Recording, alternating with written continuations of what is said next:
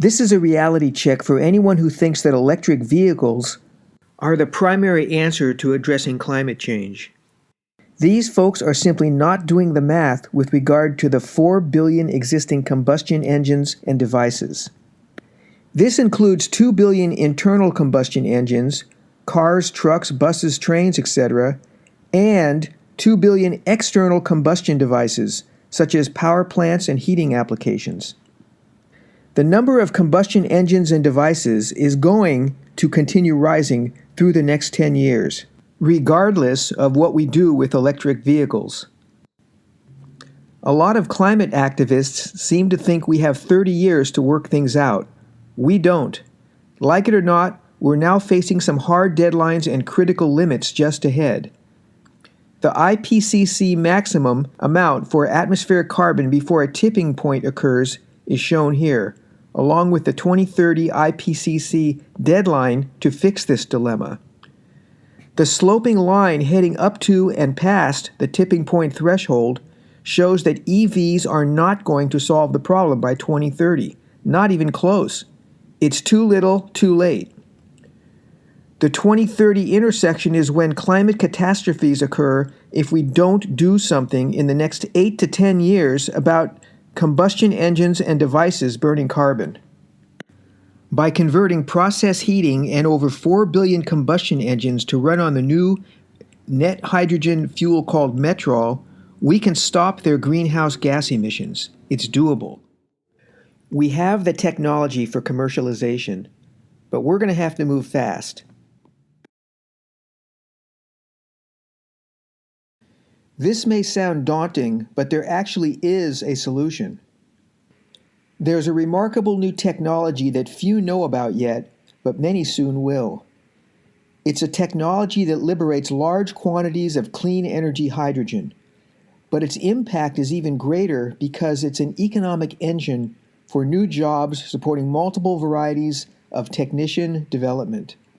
Before we tell you about it, here's a question for you to think about momentarily. It concerns two famous Americans who were born almost in the same year. The first is John D. Rockefeller, the richest American of all time. The second is John Muir, the father of environmentalism. Now here's the question. These two pioneers obviously took very different paths through life. But do you think they would have or could have agreed about anything? We're going to speculate here that yes, there is a thing they would have theoretically agreed upon, and it represents a potential fusion between environmentalism and big profit making. Are you ready to hear about it? Okay, here we go. This new thing is called the HydroCarbon Splitter. We call it that because it splits hydrocarbons, typically methane gas or natural gas, into the constituent elements, hydrogen and carbon. It does so in a revolutionary new way that's both uniquely clean and highly profitable. It could whimsically be called the environmental cash cow.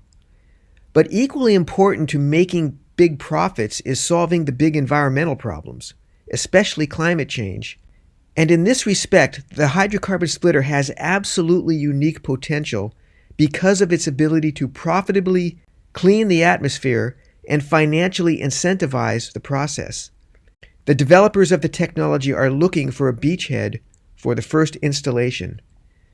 The question then becomes, where should we install the first units? We're going to present 3 possibilities here that illustrate the wide-reaching benefits to our society and economy. Our first proposal for where to initiate hydrocarbon splitters is the quickest and cheapest of all the options. It's the ethanol plants in the Central Valley of California, a rich agricultural region with huge supplies of ag waste and livestock poop, which is the perfect feedstock for making methane. It's already zoned for industry, which means permitting and red tape are minimized. It already has freight railway infrastructure and already contains much of the needed processing machinery. The main problem with ethanol plants today is that the profit margins are now painfully low. Hydrocarbon splitters could radically change this situation because hydrogen, fuzzy fiber carbon, and graphene can sell on the open market for much more than ethanol. We can also add in METROL production, the new zero-emission liquid fuel that replaces gasoline. This opens the door to much greater profit. Our second design proposal for implementation of hydrocarbon splitters is oil refineries. Here's the Chevron oil refinery in Richmond, California, a prime example. If you've been reading up on industry trends, you'll know that because of both climate change and the plummeting price of renewable energy, the fossil fuel industry is in a challenging situation right now. METROL technology is a solution for the fossil fuel industry on multiple fronts.